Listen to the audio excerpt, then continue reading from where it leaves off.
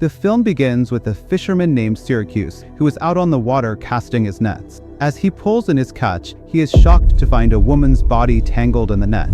Hey folks, Maya here. Heads up, there are spoilers ahead, so grab your snacks and let's dive into today's story.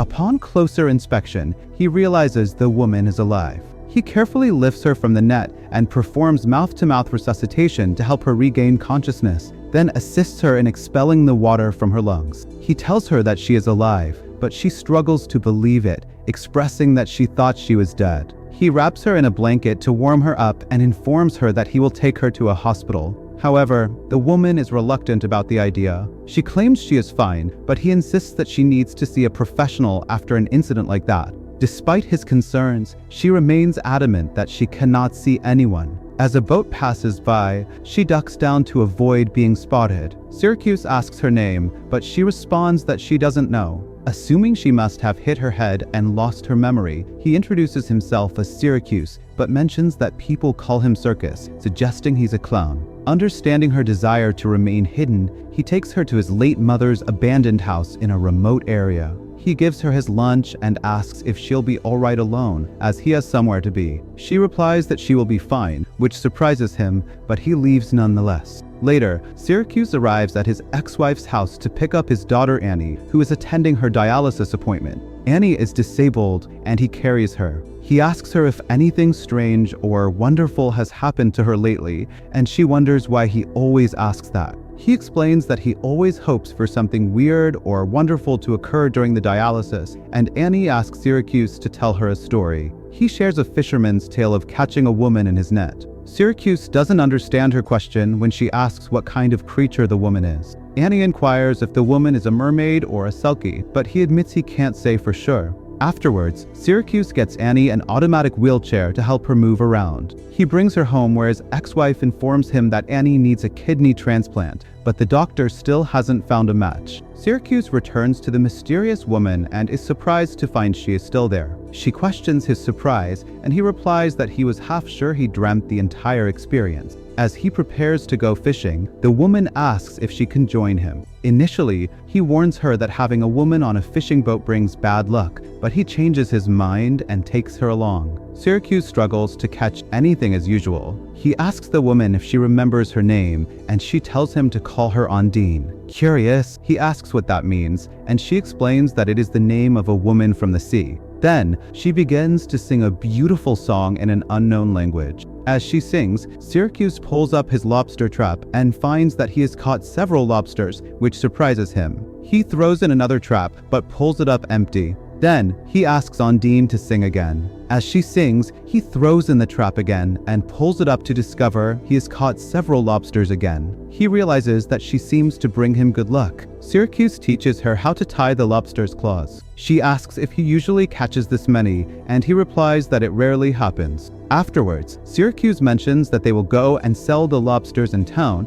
and Undine will receive her share for her singing. Undine says she won't go with him because she doesn't want people to see her. He says he has seen her, but she insists he is the only one who gets to. Syracuse sells the lobsters and uses the money to buy a dress for Undine. He also swipes some women's underwear. Later, he visits Annie at school and continues the story he told her during her dialysis. He explains that the mystery woman from the sea sings in an unknown language and attracts all the lobsters nearby, making it easier for fishermen to catch them. Annie concludes that she is definitely a selkie, a mythical creature that is half woman, half seal, who sheds their seal coats when they come ashore. The song the selkie sings is a form of communication used to talk to other sea creatures. Annie seems skeptical and follows him as he drives away.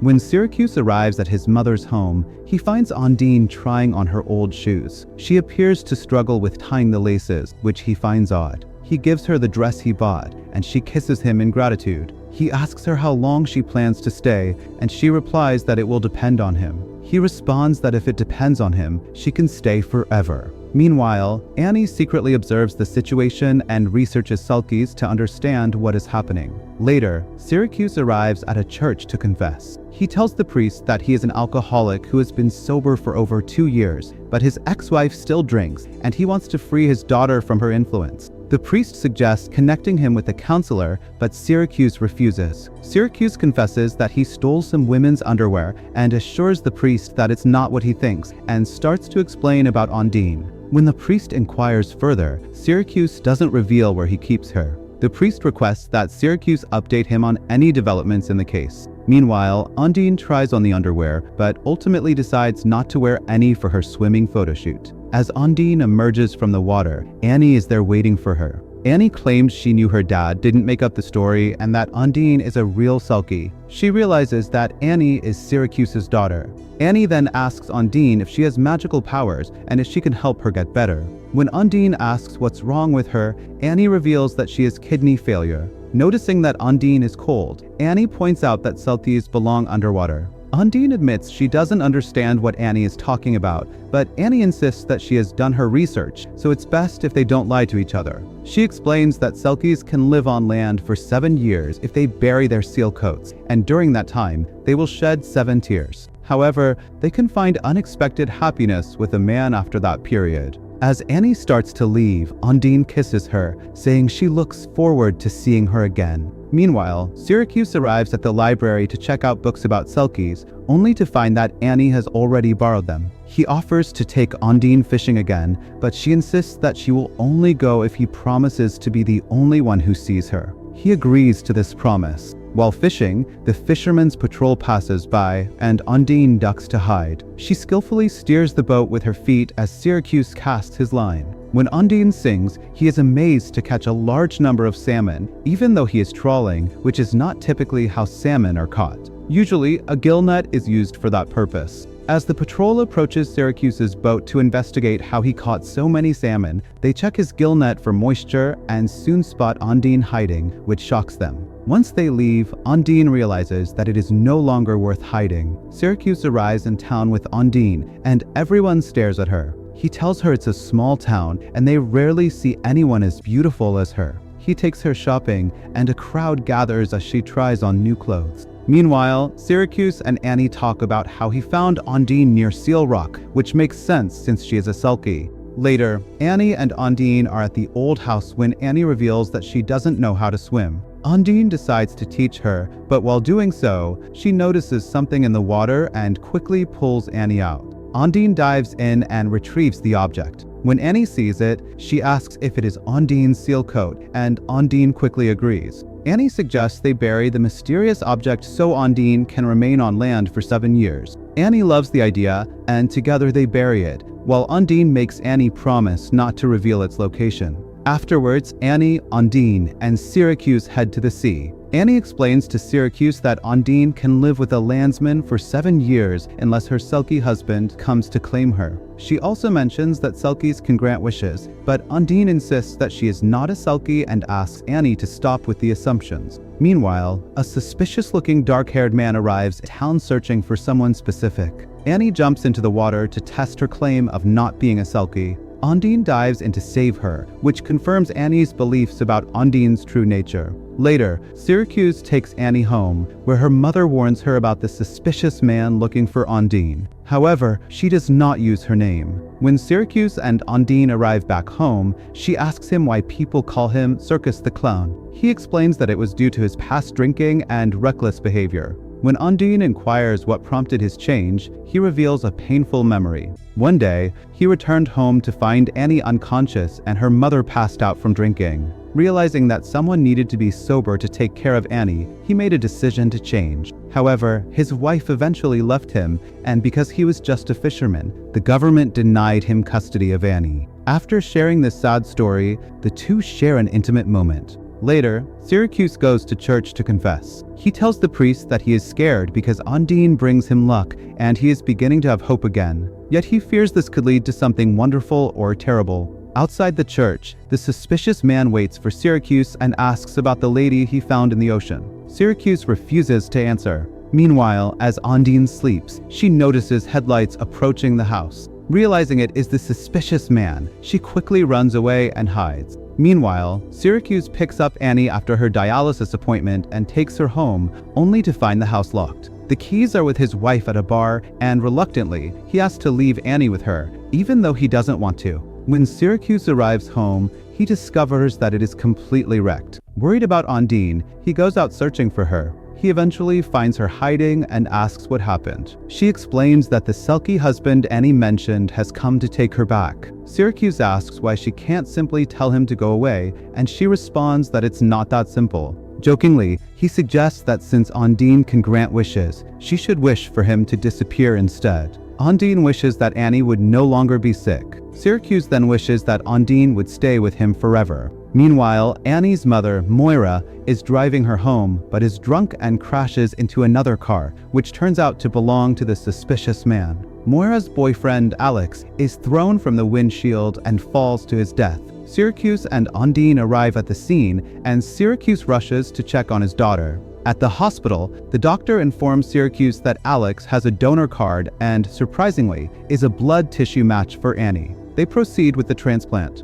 Meanwhile, Undine encounters the suspicious man, and during their conversation, it becomes clear that they're involved in something illegal together. Syracuse attends Alex's funeral, where he pushes his ex-wife's wheelchair around. When they reach the wake, Moira insists that he have a drink in Alex's honor. Although he hesitates, he ultimately succumbs to the temptation. Moira tells him that while she is in the wheelchair, Annie should live with him, but he must get rid of Undine. She claims that Undine initially brings good luck, but eventually leads to bad luck. Syracuse ends up drinking an entire bottle of alcohol. He returns to the boat, wholly drunk, and takes Undine to Seal Rock. There, he sits her down and pretends to return to the ship to fetch another bottle, but instead leaves her alone. Undine desires to say goodbye to Annie, but Syracuse ignores her. He insists that their worlds don't belong together and that she should stay and sing to the seals. Later, Syracuse wakes up in a tree and the priest comes to help him down. Syracuse then picks up Annie from the hospital and brings her home. She asks where Undine is,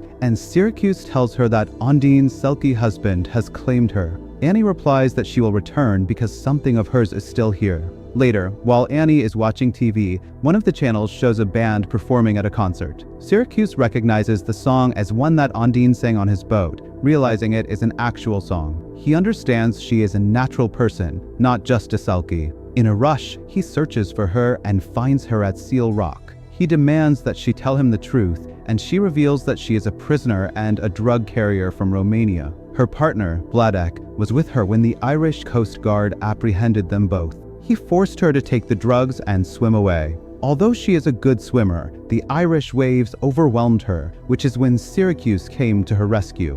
When Syracuse asks for her real name, she tells him it's Joanna. Later, Joanna and Syracuse return home, only to find Vladek already there. Vladek and his accomplice threaten to shoot Syracuse and Annie unless Joanna reveals the location of the drugs. Joanna leads Vladek to where she buried the drugs, but to her dismay, she discovers that they have been moved. Annie then admits that she relocated the seal coat because she didn't want anyone to find it. Fearing it would mean she would have to leave, Joanna promises to stay if Annie reveals the coat's location, and Annie discloses that she hid it in the lobster pot. They all head to the boat, and just as Vladek pulls the lobster pot up, Joanna uses the rope he is standing on to push him and his accomplice into the water. Unable to swim, they drown. Afterwards, the police take Joanna into custody while Syracuse and Annie return home. Syracuse revisits the church to confess. He shares that Joanna's court date is next week, and since she is a non-national, she will be deported. However, if she were to obtain nationality, she could stay, but someone would have to marry her. The priest smirks and muses about who that might be. Later, Annie helps Joanna into her wedding dress as Syracuse arrives in a fancy suit. The three of them set off on the boat towards the wedding ceremony, with all the fishermen in town watching as Syracuse kisses his stunning sea creature bride-to-be. So that's it. If you enjoyed this movie, share your thoughts in the comments section below. And don't forget to check out the recommended movie on your screen right now. Watch it and join Mahi's movie recaps.